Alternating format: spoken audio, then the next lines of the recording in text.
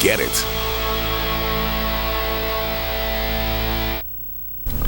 And welcome back. Well, the high school football season is in full swing, but along with the thrills of the full contact sport, inevitably come the concussions. In fact, every year about 135,000 children are seen in ERs after suffering a concussion. So what are sports programs doing to protect young athletes, and what needs to be done to make sure they're not back out on the field before they're ready? Joining me now to talk about this issue is Dr. Michael Kennedy, sports medicine physician of Expert Medical Care, which is based in Huntington. First, Dr. Kennedy, appreciate you taking the time to talk with us. Now, I remember when I played sports as a kid, we never even talked about concussions. Are we just learning more about them? Are we just becoming more aware of them? Or are sports becoming more dangerous? Well, I think years ago it was sort of an accepted risk of the game. Okay. We all had dings and kind of continued to play. And now with the the heightened awareness of the long-term effects on athletes, and with more data coming in, this is becoming more and more of a serious issue. Now, in the national figures that I have, 1.7 million people sustain traumatic brain injuries per year, 250,000 concussions. You say that's a low number. That's a conservative estimate. Well, I mean, that 250,000 number has been floated around for at least 10 or 15 years, and I think now with this heightened awareness, with programs as such, I mean, you're going to see more reporting. You're going to see the data to come in. It's going to be much significantly higher than that. Okay, so what are the districts doing to protect the student athlete from getting a concussion? What are we doing right, and what do we need to improve upon? Well, I mean, we had a conference last Thursday at Huntington High School, and we had a fantastic panel, and we talked about head trauma in the athlete, and we wanted to know what other districts are doing about this. Obviously, there's been new state legislation that was written initially by Senator Hannon from Garden City, and then signed into legislation by Governor Cuomo, which was great. Now, what are we doing? We're removing athletes right away from competition.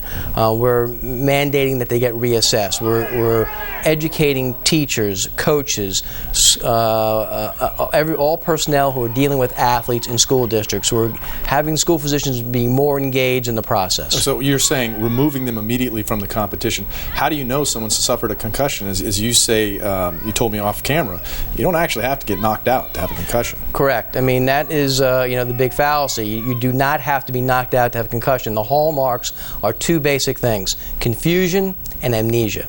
Okay, so how do you balance from this level of toughing it out on the field, and there are contact sports, and making sure that you're being safe? How do parents and coaches balance that? Right. There are in different districts, there are school physicians sometimes on the field, there are athletic trainers, there are different kinds of personnel, EMS personnel. I think a conservative approach is definitely the way to go, and with the safeguard of children athletes, in the foremost attention. So if there is concern, if anybody has concern, a referee or whatever, that athlete should be removed from competition that day. Okay, that's not required though. That's just something that you want. No, that's required. I mean, that is really required now. I mean, back in the old days, or where let's just go back out and see how he does. I mean, that's just old school. I mean, and that's just not the way we're going to conduct business anymore. And this isn't for male sports. I mean, you were saying before that women's lacrosse they're changing the game, looking at whether they might have to start wearing helmets. Yeah, I mean, this is another issue that we're going to have to address. Look, I have a young daughter who's very active in lacrosse, and I'm concerned about her safety, and I think the data is still not there yet to say we definitely should mandate girls lacrosse to have helmets, but it's something that we have to look at time and time again. I don't want for the football season to end November 15th or so, and then we stop talking about